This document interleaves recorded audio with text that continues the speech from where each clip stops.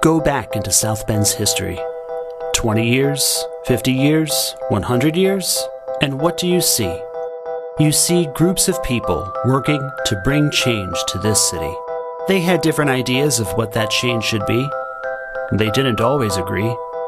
Yet, in every decade, there were groups of people for whom positive change was their life's work.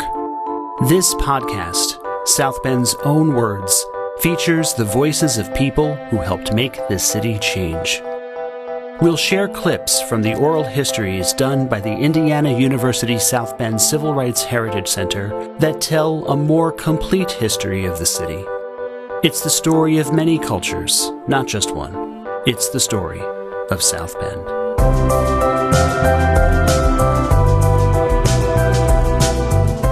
One of the most fundamental human needs is shelter. You can learn a lot about a city and a society's values by seeing how they decide who gets housed and where. From the 1910s through the 1950s, many thousands of people of African descent fled the most brutal forms of economic, racial, and violent oppression in the U.S. South and sought refuge in South Bend, Indiana. White people did not warmly welcome them to their new homes. African American people were largely only allowed to live in the city's west side. With factory jobs luring more and more African American people from the U.S. South, as well as people from Eastern Europe, the city needed lots of new housing, and fast. Quickly produced, low-quality factory homes were one of the few choices for most African Americans. A lot of people were only able to make shacks out of old piano boxes.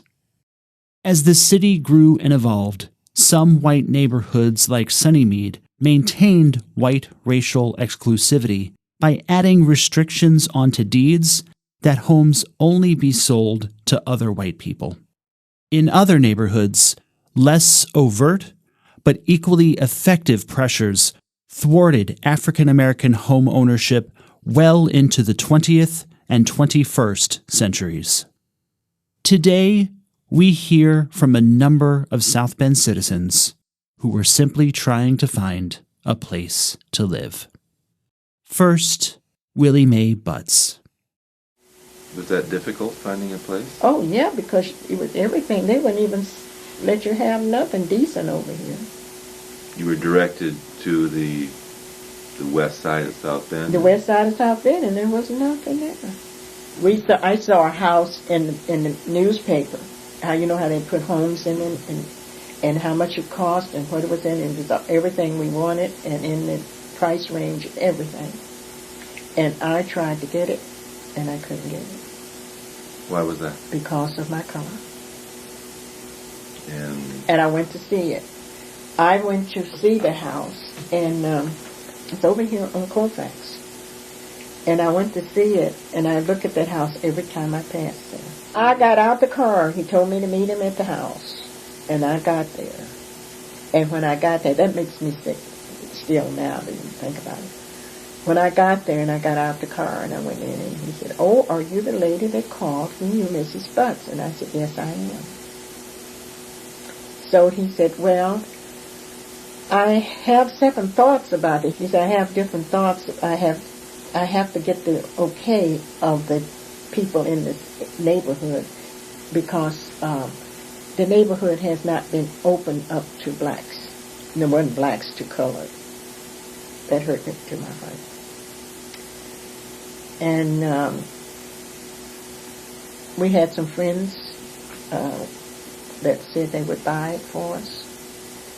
these are white friends? White friends. They really were in it. They could do it without any problem. That was not uncommon. No, in that no. time frame. And on top of that, we went other places that we didn't know that we couldn't get in. Like down on Sunnyside, we found a nice little house down there, and we couldn't get in there. What was Beck's Lake like? Oh gosh, no street lights, no sidewalks for the children to walk on, and the streets may have just enough to go down the street with one car. You know, maybe a couple of cars, but most of the streets were dirt. The majority of them were dirt roads, like a hard dirt, you know, that you go through, because you get a lot of dust. There's no sewers out there either. There were no sewers or nothing. What were the homes like? Well, they had, when I first went out there, we first went out there, they had those homes that they had out there for the war, you know, when they put those barracks houses. George McCullough. I used to live in those. Charles Black and I and several of the other guys, we lived in the block projects. Were those World War II projects? Yeah. Mm-hmm. And they had potbelly stoves. Yeah. And what we would do is, in the evening, in the wintertime, we would all sit around the stove, get warm, we'd run and get into bed. And we'd wake up in the morning, it would be cold, and ice had formed around the baseboard of the room, because when the potbelly stove was on, the brick would sweat. Oh, yeah. And then at night, when the fire died down, the ice along the bottom of the floor that was concrete would freeze. And, you know, those are the kind of conditions we lived in. Maurice Roberts. I remember when they first filled it in, they had these, a lot of black people that took piano boxes and made a home and lived in this little huts that lived out there on the Backslake Park. Piano boxes. Can you describe these homes? It's an upright piano box. Must be about 5 foot tall, 6 foot tall, and about 7 or 8 foot long. And I forget now the width, but they could put two of these together.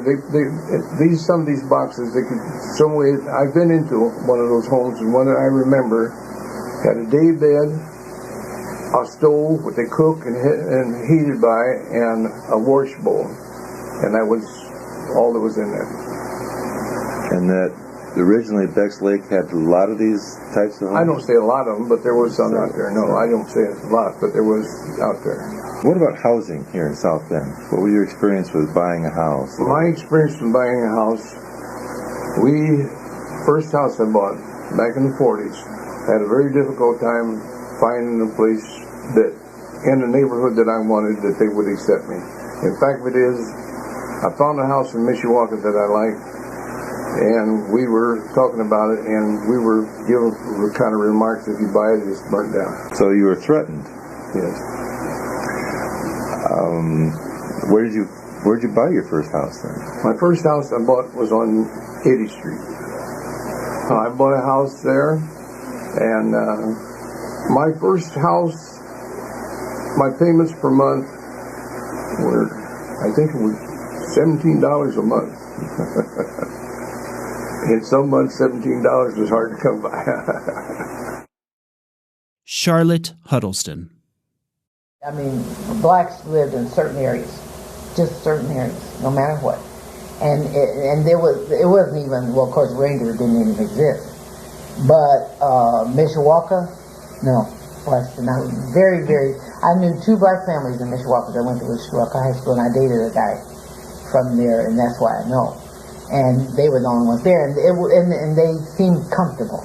But I think it's because they were in so small numbers. Margaret and Leroy Cobb. As far as housing, at that time you couldn't move anywhere or buy anywhere in the city. Even our doctor. Right. Right. Even in our fact, doctor.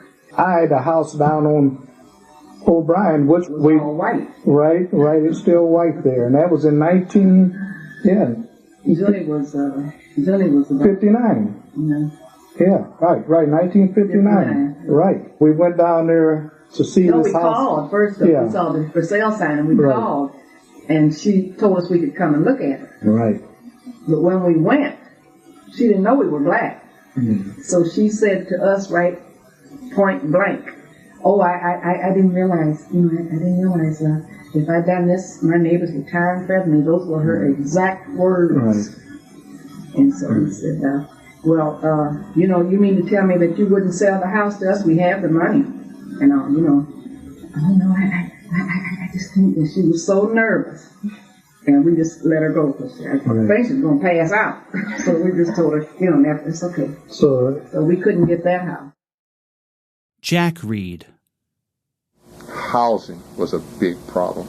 I can remember when I was on the fire department in 1960 that I had called a realtor about a house on Blaine Street. I'll never forget it. And he said, it's a very lovely brick home, Mr. Reed. I'll be more than happy to talk to you about it. When can we get together and talk? And I told him what day I'd be at the fire station. And his last words were, and I'll never forget the way he said it, he said, maybe there's something I ought to tell you. I said, what's that, sir? There's a colored family that lives a couple of doors down.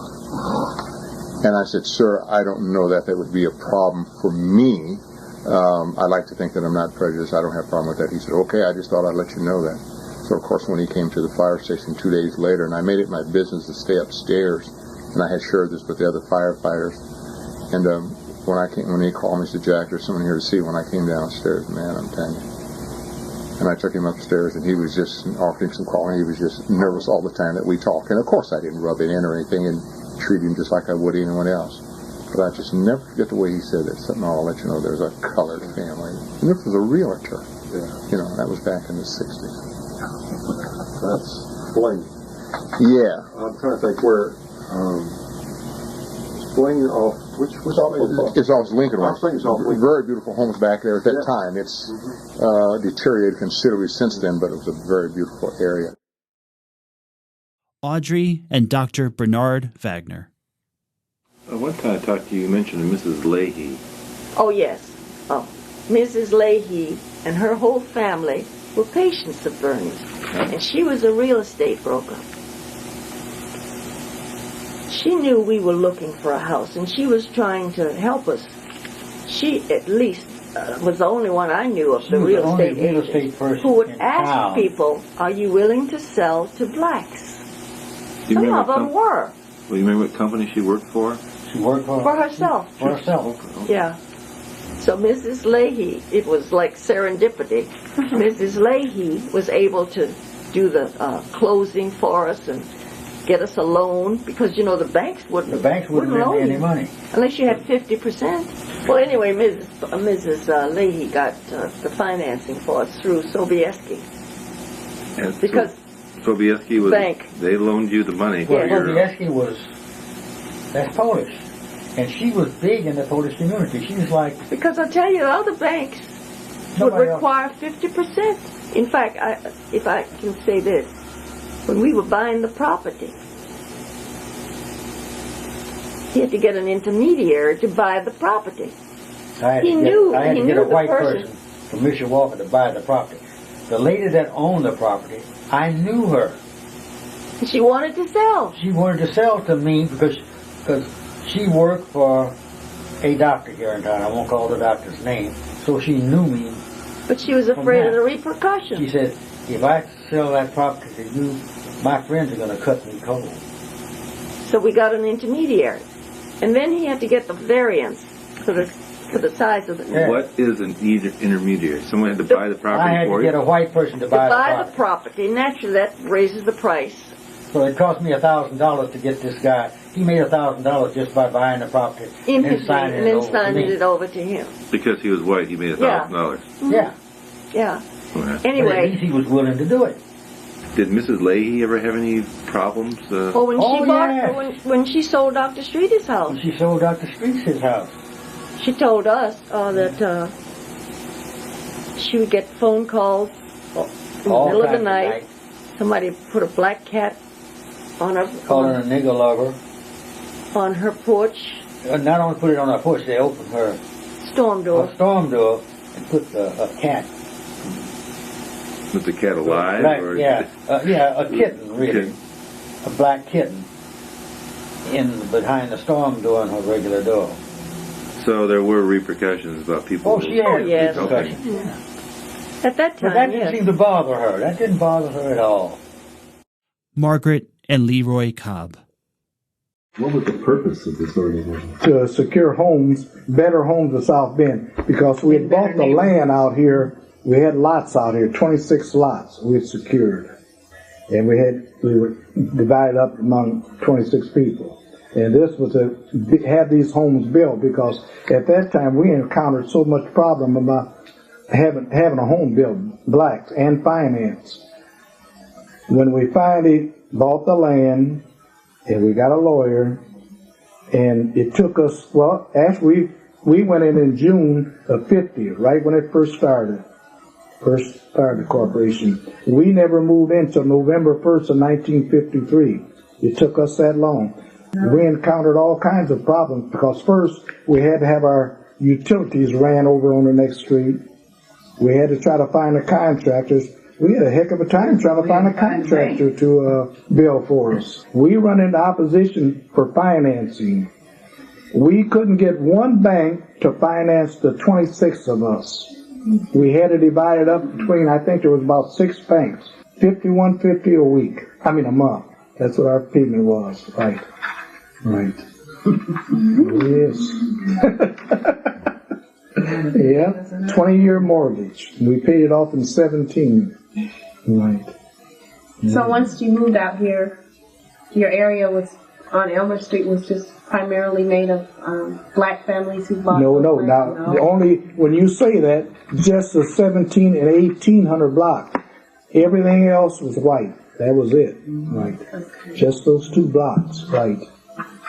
So you had 2 blocks in the middle of a white neighborhood? Right.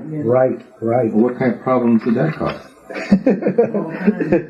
Okay. They sent you threatening letters? Oh, yes. To our lawyer. Oh, he brought it to the meeting, and he read it, and it was very, very derogatory. Oh, yes. Ugly letter. Oh, yes. It had me scared, because I was real young, and my husband worked nights, and I said, oh my God, I'm scared out here by myself. Because we just moved out here, and to get something threatening like that, it was very upsetting. And I just had my two oldest kids, and I tell you, they put us through some horrors. I tell you, it was bad. It was bad. And they sent this letter. You don't even want to know what the letter said. Tell them what the letter said. It just said, you niggers better stay in your place. That's exactly what it said. I was telling my husband about that this morning. I remember it just like it was this morning.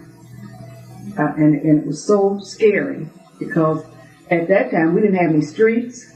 It was just mud. We didn't have any sidewalks. Just a new home. And you had to put in your own landscaping and everything. And us being out here in the middle of this white neighborhood, just 26 families. Tom Singer. There was something called the Citizens Fair Housing Committee, and that was a group, maybe a dozen at most, who was interested in exploring the difficulties that African Americans had in getting housing. And then we ultimately worked toward the passage of a fair housing ordinance. There was one program, I think it was at Notre Dame, where people who'd been victims of discrimination actually came and gave testimony to a group. And the South Bend Tribune then took at least 6 of those, and on the editorial page printed their testimony, which is virtually unheard of. And that would have been either 63 or 64. I think the thing that was interesting to me was that when we organized the Citizens Fair Housing Committee, I thought that it would be more appropriate to have an African American as the president. And the people on that committee did not want that. They didn't think that was, at that time, would be the most effective way.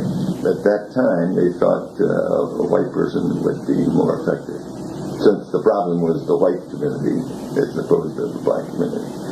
The black community couldn't buy the housing, but because of white advocates. Barbara Brandy. Were you aware of campaigns here to get like fair housing ordinances and fair employment practices? They were slow in coming, because when my husband, he's my ex now, when we looked for a home, we wanted to get into a good school neighborhood, because at that time they had neighborhood schools. And it took us 2 years to find a neighborhood that would accept us. Now that would be, when did you move out there? We moved out there, the week after the moon walk. We signed the papers for the house, and that was what, 69? 69. That was in 69. Because we were looking at homes that we spotted that home the night that they walked on the moon. Okay. That's when we spotted the home. You've been looking for almost 2.5 months. Before that. Before that. And did you? And we'd go to realtors, and they would tell us, well, we have a bid on that home. And then we'd notice that the sign was still up. And my husband would get in touch and, well, they have a bid on the home. That's why it's still up. Well, then why don't you put a sold sign on it? And if it's not sold, take the sold sign off. That's what my husband would tell them. And I guess they didn't like it because he knew what the ins and outs were. You know, they probably figured, well, he's one of these smart N-words. Ralph Miles. I've heard this from many African Americans, that there were certain areas of South Bend, ghetto areas, that if you came to South Bend, this is the area you were shown, and you weren't shown any homes anywhere else. Yeah, that's true. Because there was Alonzo Watson was a broker back then. And a lot of black folks did not really care that much for Mr. Watson, because he didn't really make an effort to show you houses in the white sections of town. But that was because he had to make a living for his family. And why waste his time showing you a house in an all-white neighborhood where he'd know the chances of you getting that house was very slim? So I can understand why he did show you, but he did honestly try to show you the best houses in the black area. He didn't show you the raggediest one, but he did what he could do, because only recently, and that was back in the 80s, later part of the 80s, that housing really opened up to a great degree here. But it's even to this day, there are still some places that blacks cannot live. Really? Where would that be? Some of your upper suburbs, we have to pay twice as much to live there. There are some all-white suburbs that exist right now that they got covenants on that says you cannot sell your house to anyone that has an ethnic background. It has to be white or something like that. Glenda Ray Hernandez. I mean, we're still today fighting those battles. I'm on the Human Rights Commission now, so I know that there's all kinds of housing discrimination that still goes on. In South Bend today? Mm-hmm. Well, I'm not surprised, but for the tape. Yes. I mean, it's very subtle. People can be treated nicely, but told there's nothing available right now, or they can't give you a loan on that, and they come up with all kinds of reasons. So, it's still happening. Is it based in the neighborhoods, or? Probably largely, yeah. I mean, I do have white friends who've said that, they wanted to look at a certain neighborhood, and realtors said, well, you don't want to go there. Well, that's stealing. That's illegal. But it goes on. No, of course. If you're moving to this city from a different area of the country, they show you Granger. Yeah. They don't show you They anywhere want else. to make... Federico Rodriguez. So it's the Dodd farm that provided housing for yourself and all the other employees. The only thing you had going through my house was electricity. Because the water was well pumped. And it was one pump for the whole darn, we lived off of buckets of water. Drinking water. Cántaros. You know what a cántaro is. So that's, the only thing we had was electricity. A lot of our gas, like for cooking the stoves, was a propane, those big long tanks. They used to deliver them, like maybe once or twice a week. It was like maybe 15 homes total, because over here in the farm where we gathered to go to work, they also had homes over there. Yeah, and each home had 2 or 3 families, and with kids. And that's where they would set up maybe tents, for extra people that didn't have somewhere to live, but they were working there. But yeah, we had a lot of people that worked there. And in fact, Mathis had about maybe 300-400 people. Martin's had the most. They had about 800 people. You have little communities set up. Snyder used to have, tents or homes from Mayflower Row all the way to Peach Grove. Was there a huge difference between, so where did the Dodd family live? They lived in luxury.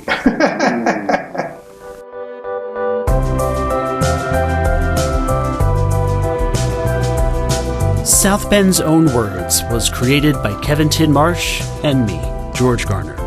This episode was produced by Donald Britton from the Ernestine M. Racklin School of the Arts at IU South Bend, and by me through the Civil Rights Heritage Center.